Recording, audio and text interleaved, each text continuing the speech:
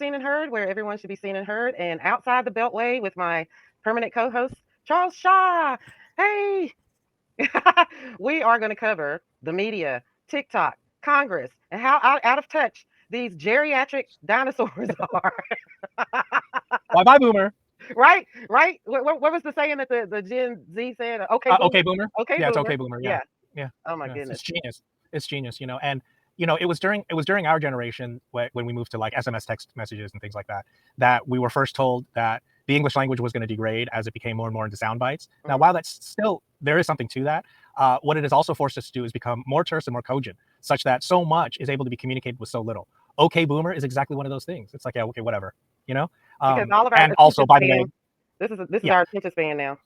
Well, yeah, sure. So attention span is an issue. I get it, and with someone with ADHD, I see the problems with that. But in terms of degrading our language, the first major study of did email affect language, and they did a big study and they found no, it didn't at all. They predicted, oh, it's the end of the English language. People aren't going to use grammar and blah blah blah. No, it didn't. And you'll see now that we probably do much more writing than in the analog days because everyone's on the computer typing and writing and responding. So there's probably a lot more reading and writing going on than would otherwise be the case. That's my hypothesis. I have to say I am a fan of that Chat GPS GPT. Okay. I have been testing it and I'm a fan of it. I like it. I know it's our future. Yeah. Look, I'm wary of all technology. I always have been. But we also have to realize that it's, whether we like it or not, it's the future. We have to adapt. The cat's out of the bag already. Yeah, I mean, we're going to have to get used to human cloning. I'm sorry, but there's a Chinese guy that's been doing it already for decades. He's already been banned once. Speaking of Chinese, I am going to play a couple of videos before we get started on this TikTok ban. I watched the hearing. I know you didn't watch the hearing, but I'm sure you've seen clips and stuff all day, people talking about it. So I'm going to go ahead, though, and get us started. Here is... And when you sent me the link, I checked in for literally 10 seconds, and they were just these congressmen are just such idiots. I was just like, I had to log back out. I had to close the window. I couldn't believe it. Absurd. They're just ridiculous. But hey, here we go. Let the emperor parade his invisible clothes around. I don't care. His name is Shou, CEO. We call him CEO Shou. So I'm going to play his intro first. Hi everyone, it's Shou here. I'm the CEO of TikTok. I'm here in Washington, D.C. today, and I have some news and updates to share with everyone here. Today, I'm super excited to announce that more than 150 million Americans are on TikTok. That's almost half of the US coming to TikTok to connect, to create, to share, to learn, or just to have some fun. This includes 5 million businesses that use TikTok to reach their customers, and the majority of these are small and medium businesses. Now, these numbers are amazing, and I'm so thankful to all of you and the 7,000 TikTok employees in the US who are helping us build this incredible community in America and around the world. Now, this comes at a pivotal moment for us. Some politicians have started talking about banning TikTok. Now, this could take TikTok away from all 150 million of you. I'll be testifying before Congress later this week to share all that we're doing to protect Americans using the app and deliver on our mission to inspire creativity and to bring joy. Let me know in the comments what you want your elected representatives to know about what you love about TikTok. Many of you have suggested Mark Zuckerberg and his Meta Empire apps, Facebook and Instagram, are possibly behind the TikTok ban. A simple Google search reveals that indeed, Meta spent over $20 million last year alone on hired lobbyists to discredit TikTok to government leaders in D.C., spending nearly 4 times more money on lobbying than TikTok itself. Meta not only schmoozed congressional leaders, but attempted to discredit and undermine TikTok and its parent company ByteDance with a targeted national media campaign, placing op-eds and letters to the editor in major regional news outlets, promoting dubious stories about alleged TikTok trends that actually originated on Facebook. The very thing that they're pointing out to be dangerous security risks from TikTok are the exact practices Instagram and Facebook have been doing on their platforms, selling data collected through app permissions to any global entity willing to purchase them. Today, TikTok owner Shou released a video suggesting that half of the American population, some 150 million users, regularly engage with content on the app on a daily basis. Shou is in town trying to calm fears of data breaches to DC pundits. So yes, it's true, Meta is very much behind not only funding the TikTok ban, but spending millions on a smear campaign to discredit TikTok to the American people. What I simply cannot understand is how Mark Zuckerberg thinks that somehow TikTok's ban and its 150 million users will flock over to Instagram and Facebook. I suppose if even a fraction of that figure would, it would somehow be a win for the failing metaverse. What do you think? Let me know in the comments below. Like, share, and follow me for more on the possible TikTok ban. That's hilarious. He blew it right open. I hope that video is getting tons of views and shares. Is it? Oh my God. Hold that thought. Because, I mean, this is one of many videos that have and memes that have come out of the since that when we were both talking about how this is going to backfire. Okay, this has been going on all day since the ban. So this is one of the results of that hearing yesterday. And I think I can't play because of copyright. I can show you the video, but I can't play the music because of copyright. But basically, it has music from like a popular K-pop band, So let me play this real quick, but I think I'm gonna have to play it on mute. So.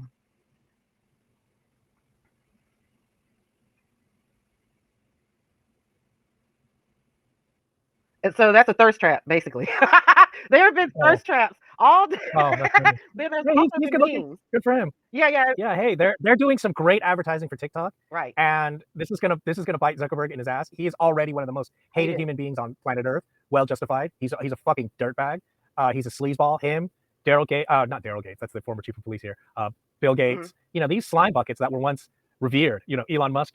You know, the masks are coming off. They're being exposed. Good for them. Them and Yeah. their pathetic ass egos. They're just, they're exploiter. People are like, these people are genius. They're exploiters. And these They take other people's genius, take credit for it, and monopolize the profits from it. This is the key. The colonizers. reason why, yeah, the reason why we are principally against them in terms of principle. It's not about jealousy or you're just haters. No, there's a specific principle behind it. It's because we oppose capitalism. Well, why do you oppose capitalism? Because it's taking all products of labor. So Marx said all wealth is a mixture of natural resources and human labor. Mhm. Okay. Now, what the capitalist class does is comes in and say all fruits of this labor are 100% ours. Now, if we're really progressive, we're going to do this thing called profit sharing, but it'll be on my terms and my largesse. You know what they used to call noblesse oblige in the old Gilded Age. We're in the new Gilded Age. No one wants to say that, Feudalism. I but call it feudalism 2.0. yeah, well, it's just capitalism. I mean, capitalism is a lot more sophisticated than feudalism. In feudalism there was no social mobility, and now under capitalism there is some, mostly nominal, not in any significant degree. But the fact that there is some is why suggesting that it's nothing but feudalism is going to fall on deaf ears, because the CEO of Chase grew up poor. So you've got these poster boys. Anyway, but the irony though is the phrase "pull yourself up by your bootstraps" during the Gilded Era originated as a term to demonstrate how impossible it is to get ahead. The realistic social mobility within capitalism is like pulling yourself up by your bootstraps. It's impossible. You can't pull yourself up by your own bootstraps. Right. Ironically, that's been co-opted to now suggest the opposite. This is going back to our last episode where I was talking about how sorely misused the term "the invisible hand of capitalism" is. Originally, it was meant to say that it was going to correct the ability of what today we call capital flight. He said, well, what if English capitalists want to hire cheap Belgian workers? He said, well, but of course they're Englishmen first. They wouldn't do such a thing. The invisible hand of capitalism will correct that. Now, it's flatly wrong. It turns out there's nothing but capital flight. There is no such thing as patriotism. That these capitalists like Eric Prince will go and become a citizen. His evangelical ass, ultra patriot is what, citizen of what, Monaco or some bullshit. What do you remember? Monaco, the island of Monaco. Or No, it's not enough. Oh, Malta. Is he a citizen of Malta? Malta. Who's a citizen of Malta? I don't know. You mentioned it, because Monaco is not an island. Monaco is a small, tiny country in the south of France. Right. Okay. So on the that's what I was Riviera. thinking of, was Monaco, because I know what was the actress that got married to Yes, correct. That's right. She was the queen of, or princess or Mhm. queen, Princess yeah, Grace. of Monaco. Princess She was Grace. Princess Grace, Mhm. right? Okay. So he's in Monaco. Who? Eric Prince. Oh, Eric Prince he's in Dante Alighieri's one of his levels of hell, and he claws his way back to Earth to cause us grief. Eric Prince. Okay, I'm gonna play. I don't get me started. Okay, I'm gonna play this video. Hold on. If you care about the TikTok ban, you're going to want to see this. This website is called Capital Trades. You can go down and click politicians, and you can enter the name of any of the politicians that you saw asking questions today and see what they invest in, like Dan Crenshaw. Representative Crenshaw was one of the more belligerent members today of the committee. I think it's understandable when you see what he invests in Alphabet, Amazon, Apple, Meta, all companies that stand to benefit from this TikTok ban. I brought this up earlier in the week, but a lot of people didn't see it. But the thing that you have to realize is this TikTok ban really isn't a ban on TikTok. Here's a bill, links in my bio, but it actually seeks to give the government the ability to criminalize or ban pretty much anything, or at least anything connected to the internet or is any kind of technology. Mark Warner, the senator who introduced this bill, is a tech sector venture capitalist investor. Looking through his disclosures, he invests in pretty much every sector that this bill would touch. He's not on TikTok, but he is other places where you can find him and let you know how you feel about his internet censorship bill. While you're on those other apps, maybe check out these people. These are just the House reps on this committee who have investment conflicts. There's a lot of them. Politicians really like their insider trading. I mean, it's hard to blame them. Harshberger here disclosed 4 different buys of Meta stock earlier this year. Wouldn't you know, in that time, the stock price went up from 141, the price that she bought it up, and now it's 204. Harshberger here saw a 44% return on that investment in less than 3 months. Again, it's easy to see why they really like insider trading. If you want another fun game, search the names of all the politicians who talk about protecting children today and their history on voting on gun reform. I just don't know that many schools that have had to lock down because of TikToks. Yeah, I love it. These reports are just exposing them so badly. And also remember that it's actually a misnomer to say, oh, these congressmen, they love their insider trading. Insider trading is illegal. What the Congress people are doing is not illegal. They are allowed to do what we would consider insider trading. For them, it's just trading. Now, should we ban it? Obviously. So that's the irony. They want to ban TikTok. What we really need to do is ban them from insider trading. And see, there we go with the double-edged sword. But it's not illegal. But They use who's their going to ban it because they're benefiting? The ones in power are they're not benefiting. going to ban themselves. So right. So let's which is why this whole facade is a joke. we got another lady here that explains that as well as calling out the politicians, Democrat and Republican, who are invested with stocks with Meta and Instagram and all that. I want to show y'all a resource. It's very important. Every single one of them, and it's got all of their, okay?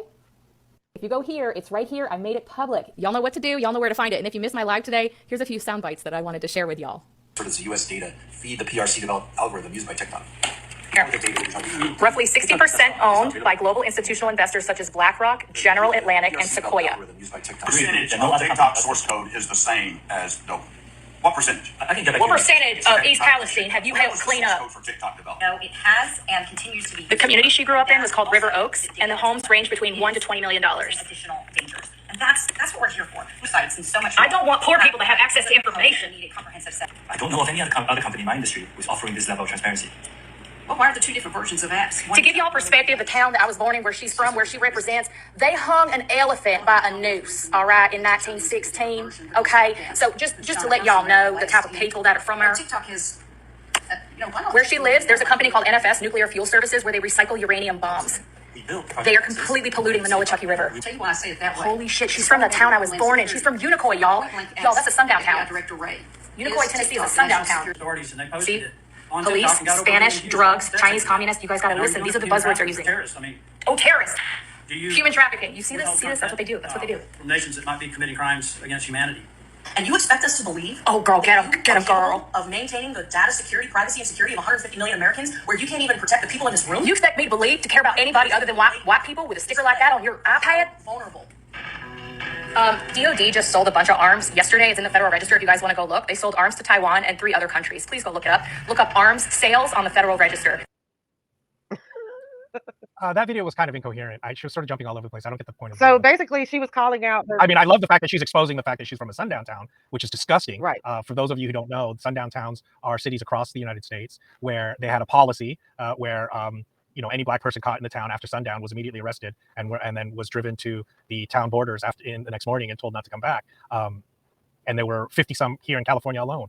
California, the great Western liberal, blah blah blah. They were all over here too. So they still exist. There's tens of thousands of them all over the country. Yep, they still exist. Which is why we live in such a successfully segregated society. It's not an accident that if you're a Trump supporter and you're likely to come from an extraordinarily homogenous white society, realize how many generations and centuries it took to ensure that. I was so when that lady started talking yesterday and I was watching and then I saw that sticker because the area that I live in. What's the sticker? It's a Don't Tread on Me. It's called Don't Tread on Me. And it's a snake. Oh, it's a yellow. I know. Yeah, so I know. The area that I live in is like 10 with traffic, maybe 15 minutes outside of Nashville, the Nashville city. So I'm like in a suburb, like a country but red suburb. And it's a lot of those like right up the street, like walking distance from my house.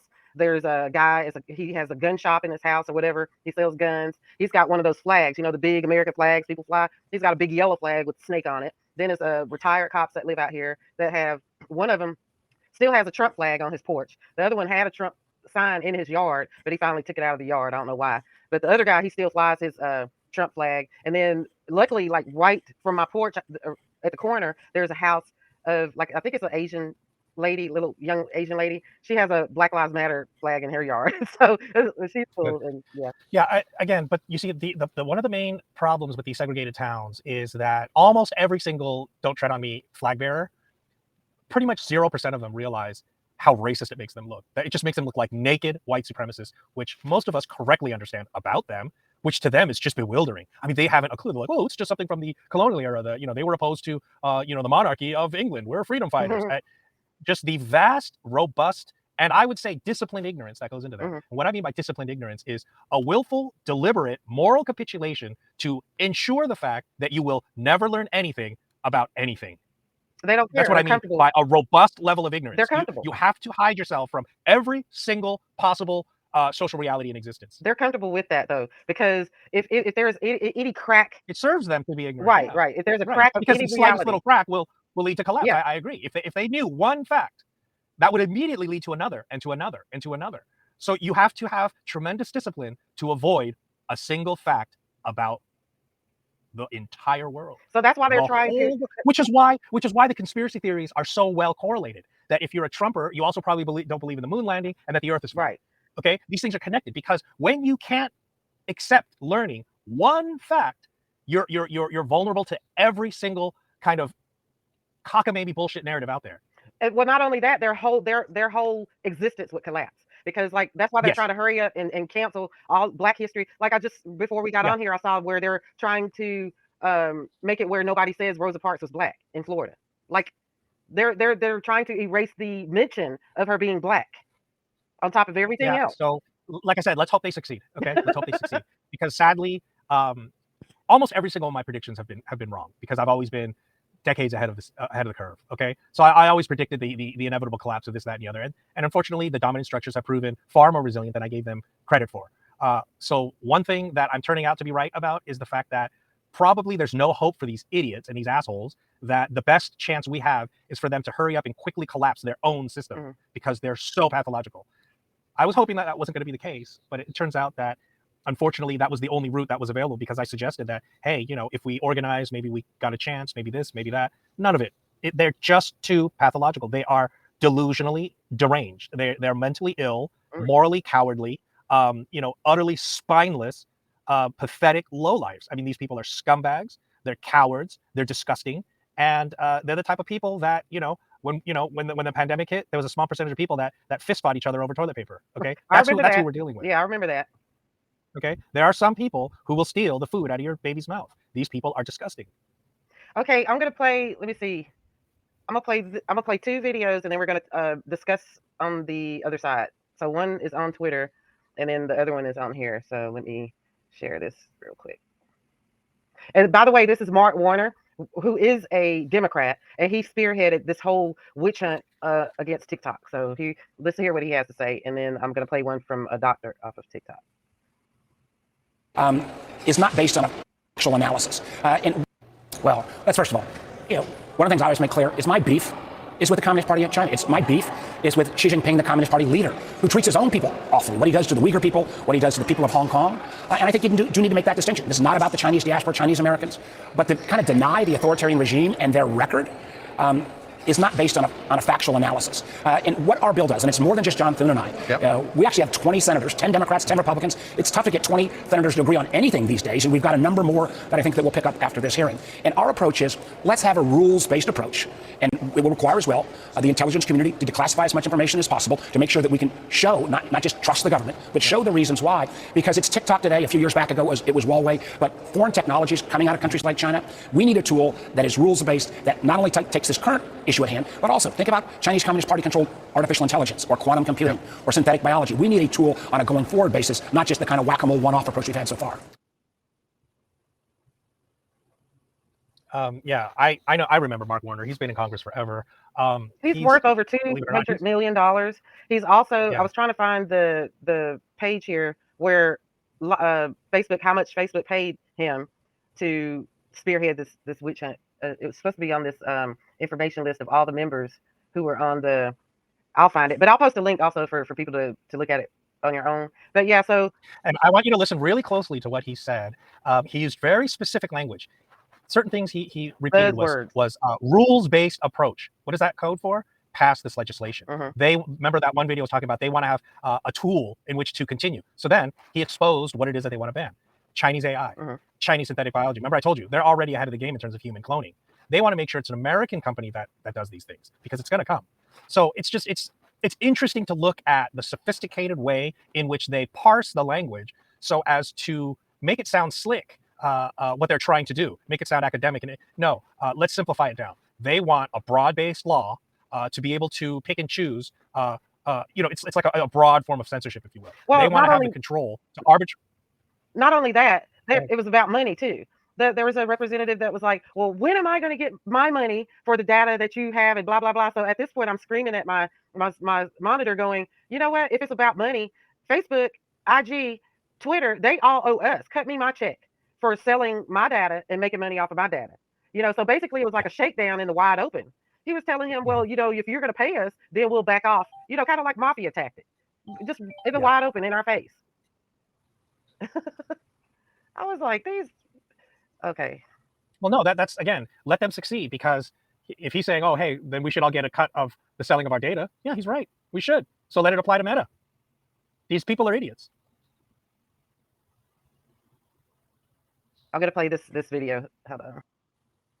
Watching the congressional meeting today on TikTok made me realize that the majority of those Congress people were arrogant, condescending blowhards that know absolutely nothing about technology and social media in general. The way they treated the CEO of TikTok was absolutely shameful, and their questions revealed just how absolutely ignorant so many of them are about social media and the platform TikTok specifically. They're planning to go against the wishes of 150 million Americans who use TikTok and who have downloaded it and trust the app. So basically, they're saying that they know better what's good for us than we do. This is not what we do here in the United States of America. You do this in, let's say, North Korea, China, and Russia. So if we're going to do something to stop them banning TikTok, now is the time. Contact your senators and your House reps to let them know that you oppose the ban on TikTok. And there are so many huge influencers on this platform with many, many more followers than me who are absolutely silent with this issue right now. They're busy making get ready with me videos instead of trying to encourage their followers to fight the ban on TikTok. It's honestly kind of maddening. And if you get a chance, please sign the petition that I created on change.org opposing the ban on TikTok.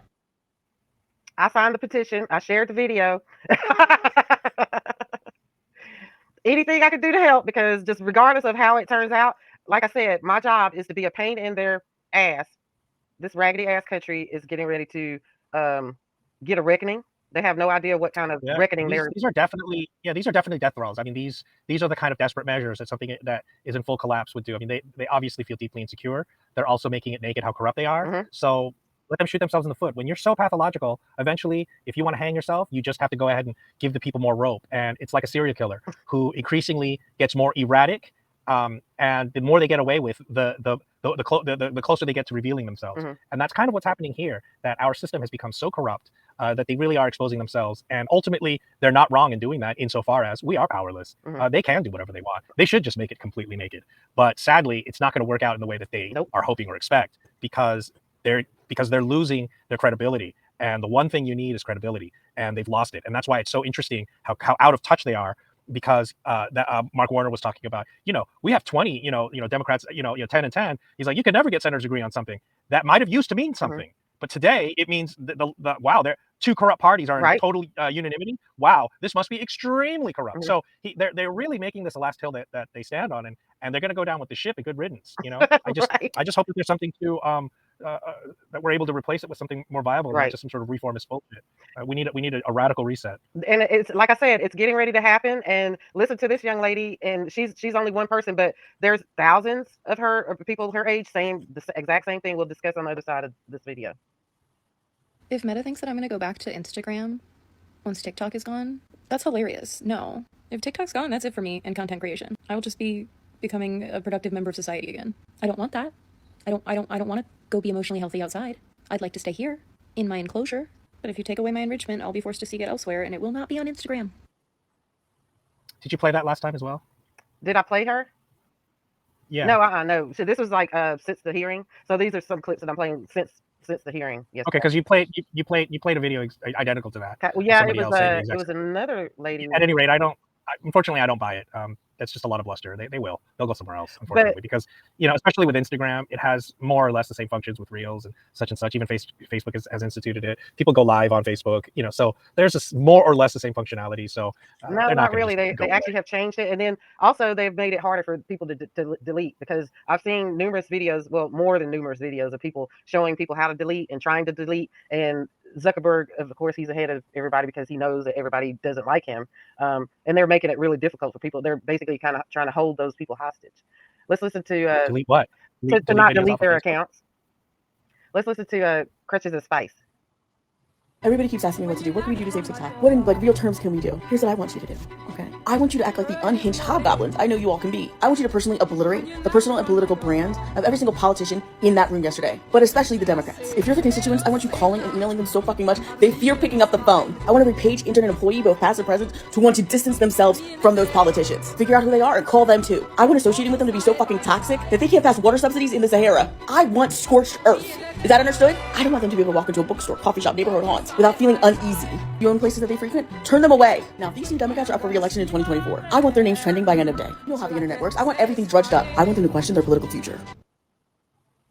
I think she's an activist that rallied like people on TikTok during like the election cycle and stuff like that. So she's a verified content creator. She's the one that we played a few weeks ago, and she's mobilizing everybody to, because they always ask her what to do because she's in politics and stuff. So, but yeah, so she's not the only one, and there are plenty of people our age, Gen Xers, that are speaking out too. There were some other videos I wanted to play, but I can't play them because of the copyright. So because of the music that's in it, copyright, but they're memes. So if anybody has a TikTok, if you have a TikTok, go to my TikTok and you can see those memes on the TikTok. But I don't want to play here on the platform and get a copyright strike.